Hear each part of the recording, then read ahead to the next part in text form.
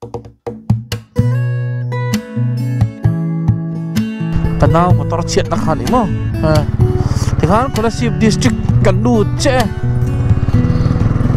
Aizawl district lama chuan kongchia omlutuk lawa Kolasip district lama hian kongchia kan en ve thung ai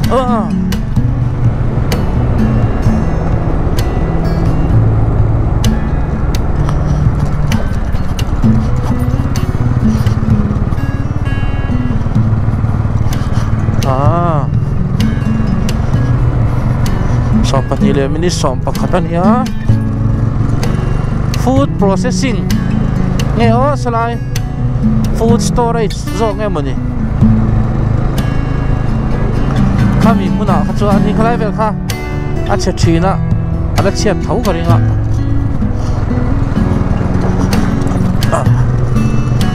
nge ki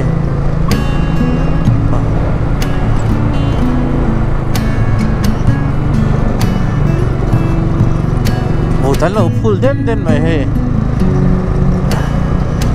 he om zia fit som pani kar da na ni me ti fer ko tira fit som pani vel li du me lom da ni mo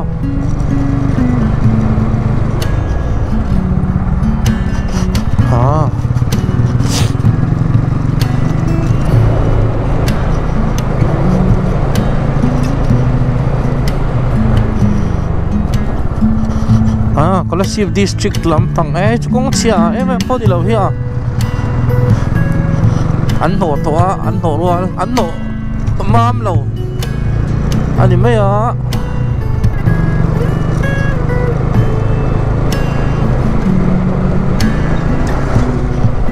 helai hi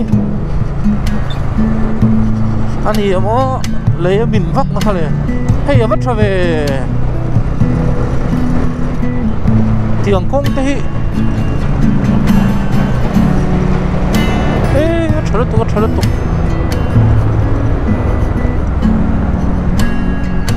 tikan siam nge ni hi so so ala om phai lo he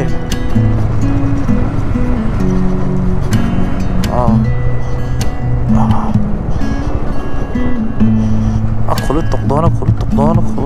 lepas kan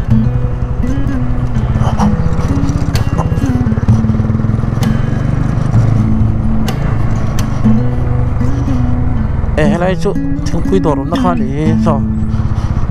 chak lampang asmo kan khulutuk hitan sandai teng hena pangahan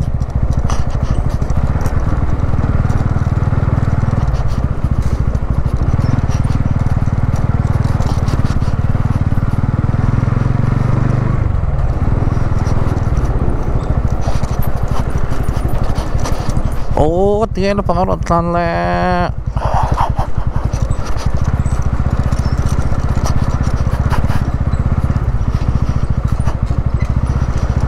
oi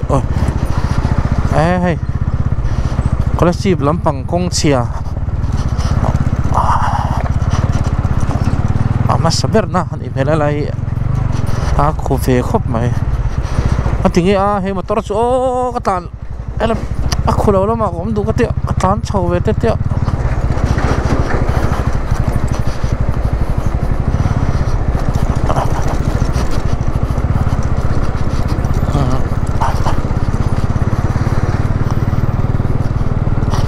ma kamakia Guwahati basa ni do ni mo kan thil chiar lai kamakia antinge kamakia antimo Guwahati a khwanin mun pakhat oma temple timeng vai pui thiam hau vai mandir vai temple mandir ni chu mandir oma a mandir minga chu oi kamakia antimo chuan Guwahati a khwan Brahmaputra kianga khwan oma ni chumo chu kamakia chu nakina oi kana zuk to angatia ka zuk to du na chan po chu thil ka zuk zir chian du wang mai nia phê chú công thật tao phê par mày à chú cầm kia chú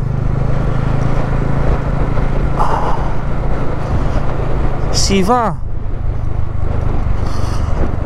khanin nupui này nị chú mò vai pathian Siva khan chuan chú mi Siva nupui chú ai po achere to Parvati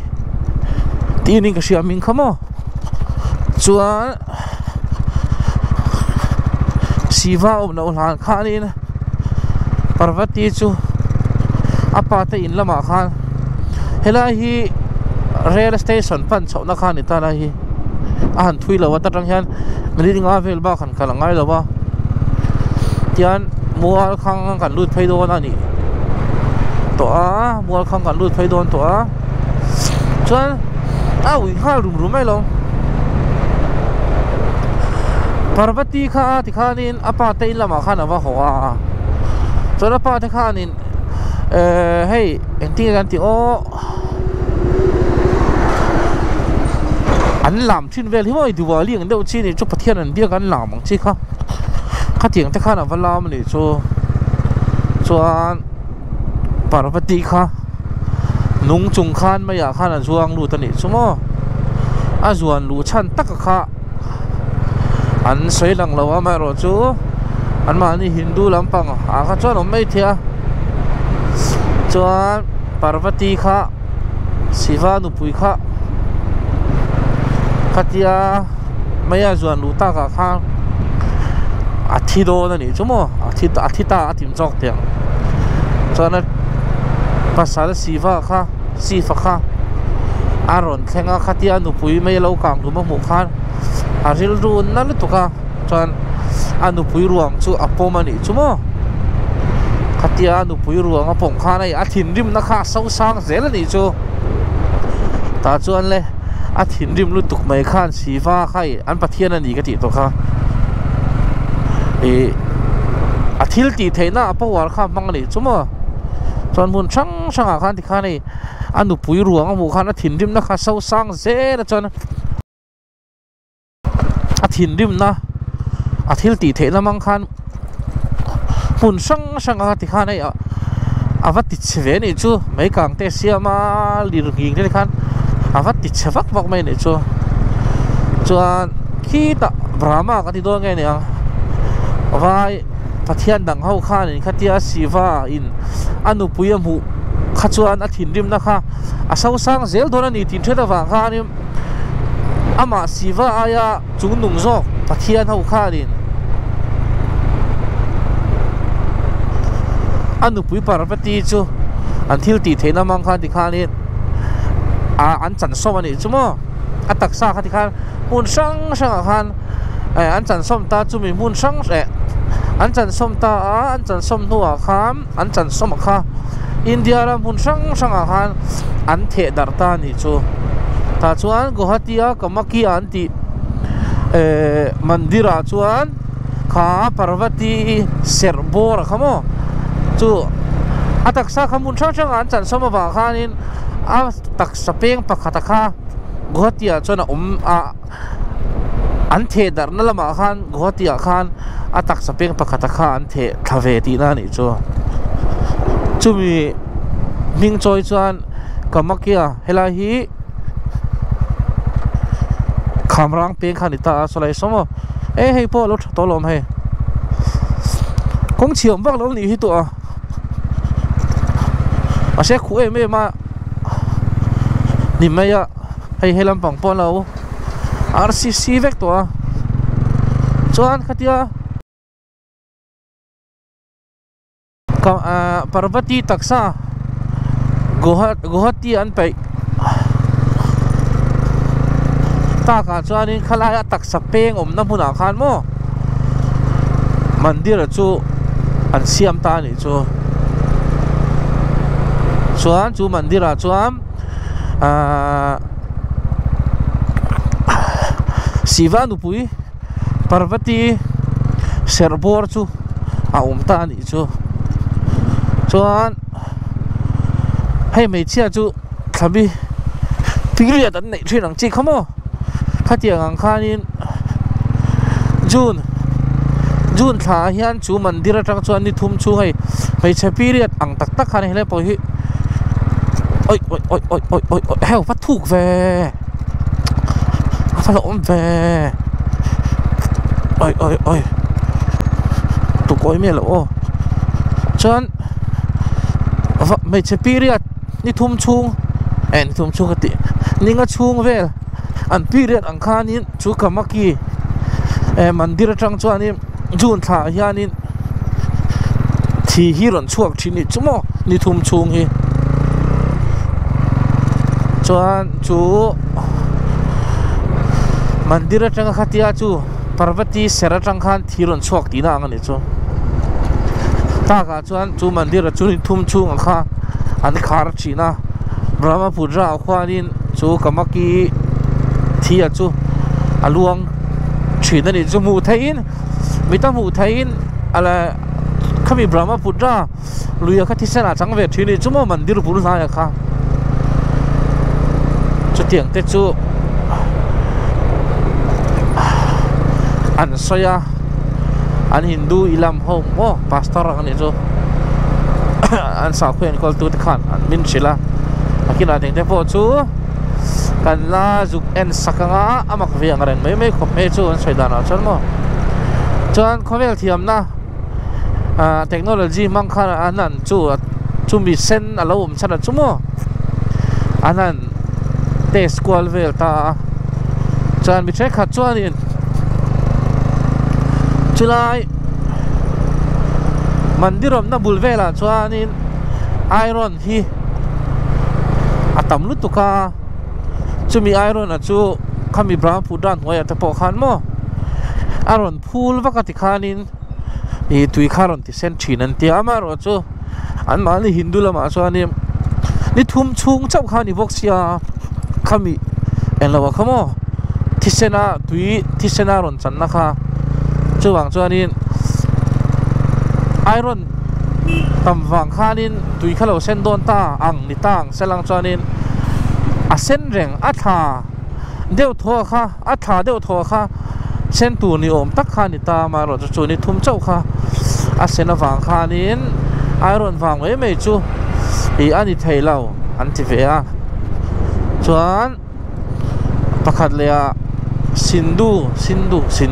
mi Sindu an chalan thoi chi khamo khami awang le an chalan thoi wang te le vai khan an pathian te kha an va biak dong kha ka tiang chi Sindu ang chi kha an va vom thini choi an va ta thina ni chumo khatiang ang wang khanin a sen ani ang an ti sakle ni chu ama ro chu khami khani tang selang he ta October thanga te Hindu hun puya khanin khatiang Sindu kha an mang na sal tu kan chu Diwali anga te po mo ma se chu hun a po chan chu tui kha ati sen chuang mi alo me ni chu chulai chu amak danglam ve lu tu kan chu mo khabas ron tan kan mu ta ka chuan kan jin kong tum toinan ti toinan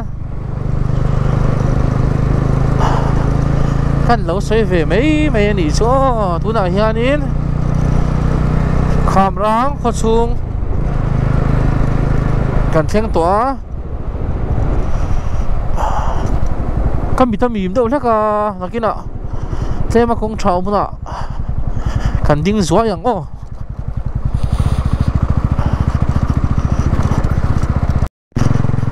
helai hi anga khuk le mel khop mai a chuwang chuan helam pangai kan kalang o oi helai hi nge ja khi ange camping center o mani khi khilai hian in loving memory of the te in zia ka ma se a khulu tuka a polu tuka a chiar tak theilawa chuan khi klai pok hi intar le to kan chiar sakang o rui lo nga en kol na aning ka siya second chance Bethel Center in Laving pumang ka kamera tini hi second chance phoi mo khop mai second chance anh tiếng á sual po ni se a bei don thak mai en call that thei to lo kan ti te jing mi po ni se với khát lệ chia sim anh tum lệ sam te kan pui thei che nia kan pui don che nia an ti na ang khan ita mo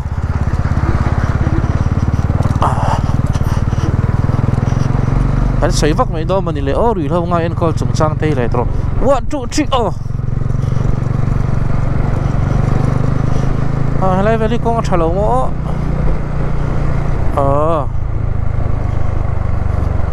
khi lại khen trò lắm không anh thì nghe hay lại chú bỏ lớn bị đi ngon mày vắt tiểu mong lâu phiếu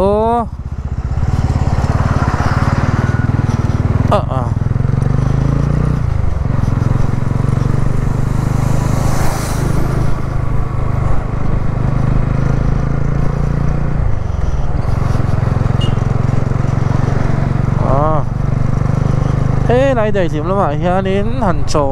lốc đôi nằng ô thế này hiện đi dọc để xe tại hiện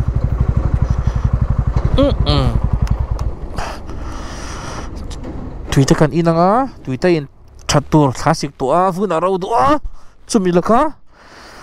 hiểm nán tùy in tầm tour